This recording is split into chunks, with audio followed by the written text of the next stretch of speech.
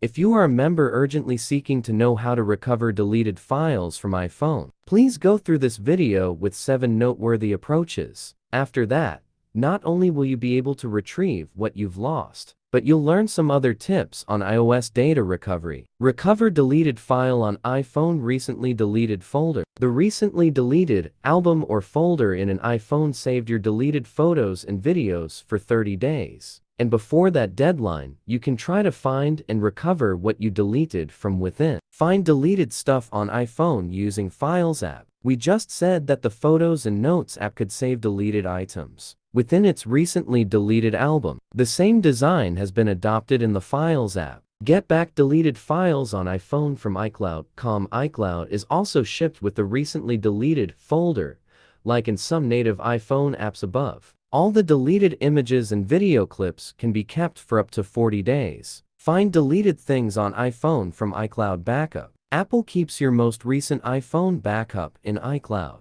as long as you synced your iOS files with it automatically or manually. Want to get deleted stuff on your device from iCloud directly? You'll need to erase your iPhone first. Recover permanently deleted files on iPhone via iTunes. On macOS Catalina and up, iTunes is divided into podcasts, TV, and music. While on Windows or macOS Mojave or earlier, you have the capability to recover your iPhone data entirely from iTunes Backup. Recover deleted files from iPhone without backup. Mobican Doctor for iOS is a premium product to recover deleted items without limits. And if you'd like to regain what you want from iTunes in a selective manner, it'll help you do it well without launching iTunes. How to scan iPhone deleted files and restore them without backup. Step 1. Connect your iPhone to the computer via USB.